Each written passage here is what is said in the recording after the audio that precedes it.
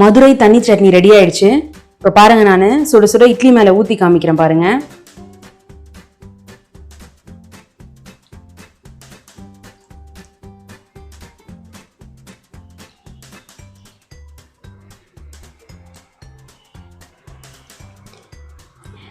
Hi friends, welcome to unlimited foodies. நான் சூரியகலா விஸ்வநாதன் பேசுகிறேன்.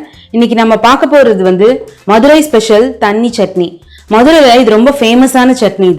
இது ரொம்ப சிம்பிளாகவும் செஞ்சிடலாம். இது எப்பயும் நம்ம ஒரே மாதிரி சட்னி செய்யாம இந்த மாதிரி வித்தியாசமா செஞ்சு சாப்பிட்டோம்னா ரொம்ப டேஸ்டா இருக்கும். இந்த சட்னி நீங்க ஒரு தடவை செஞ்சீங்கன்னா உங்க ஃபேமிலி மெம்பர்ஸ் எல்லாருமே திரும்ப செய்ய சொல்லி கேட்பாங்க. அந்த அளவுக்கு இது ரொம்ப டேஸ்டா இருக்கும். வாங்க நம்ம இந்த தண்ணி சட்னி எப்படி செய்யலான்றத பார்க்கலாம். நான் அரை மூடி தேங்காய் எடுத்திருக்கேன். தோலை சீவிட்டு இந்த மாதிரி கியூப்ஸா கட் பண்ணி வச்சிருக்கேன். இப்போ நம்ம இதுல சேர்த்துக்கலாம். நான் பொட்டுக்கடலை 5 டேபிள் ஸ்பூன் எடுத்திருக்கேன்.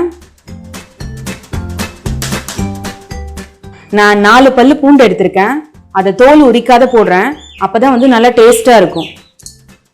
நான் பெரிய சைஸ் பச்சை மிளகாய் 3 எடுத்திருக்கேன். இதை 2ஆ கட் பண்ணி போட்டுக்கலாம்.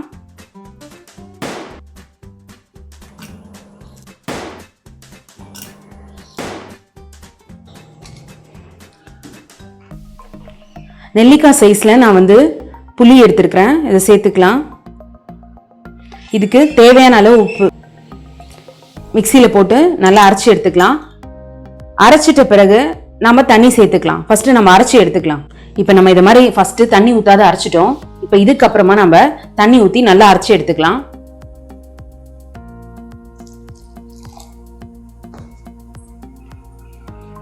இப்போ நம்ம மிக்சியில அரைச்சி எடுத்தாச்சு. இப்போ இது கூட நம்ம தண்ணி சேர்த்துக்கலாம். நான் இப்போ 2 டம்ளர் தண்ணி சேர்த்திருக்கேன். தண்ணியா இருந்தாதான் நமக்கு ரொம்ப டேஸ்டா இருக்கும். வாங்க நம்ம எப்படி தாளிக்கலான்றத பார்க்கலாம். நான் இப்போ ஒரு கடாய் வச்சிருக்கேன். அதுல 2 டேபிள் ஸ்பூன் எண்ணெய் விட்டுக்கிறேன்.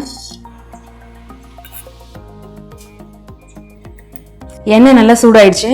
கடுகு உளுத்தம் பருப்பு நான் 1 ஸ்பூன் போட்டுக்கிறேன். இப்ப கடுகு பொரிஞ்சிருச்சு. நம்ம கருவேப்பிலை போட்டுக்கலாம். ஒரு காஞ்ச மிளகாய் சேர்த்துக்கிறேன். காஞ்ச மிளகாய் கிள்ளி போட்டுக்கலாம்.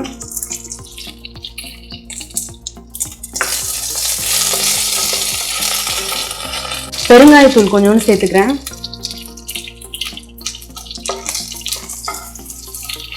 நான் 10 சின்ன வெங்காயம் எடுத்திருக்கேன். அதை நீல வாக்குல அரிஞ்சு வச்சிருக்கேன். அதை சேர்த்துக்கலாம். நம்ம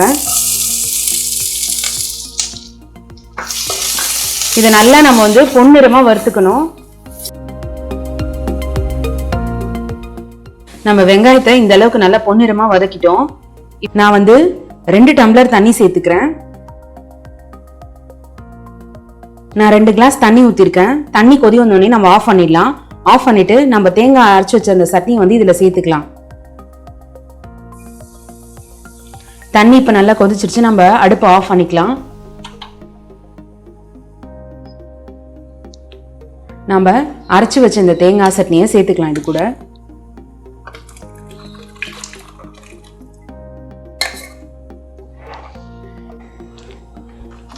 இப்ப நம்ம தேவையான அளவு உப்பு பார்த்துக்கிட்டு நம்ம சேர்த்துக்கலாம்.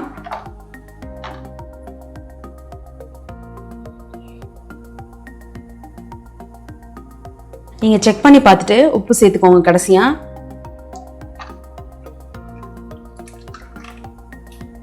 ரொம்ப பிரமாதமா வந்திருக்கு மதுரை தண்ணி சட்னி.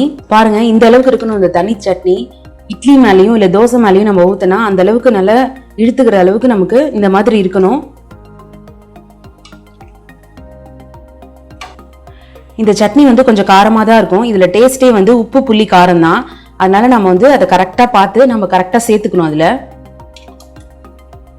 மதுரை தண்ணி சட்னி ரெடி ஆயிடுச்சு. இப்ப பாருங்க, நான் சுட சுட இட்லி மேல ஊத்தி காமிக்கிறேன் பாருங்க.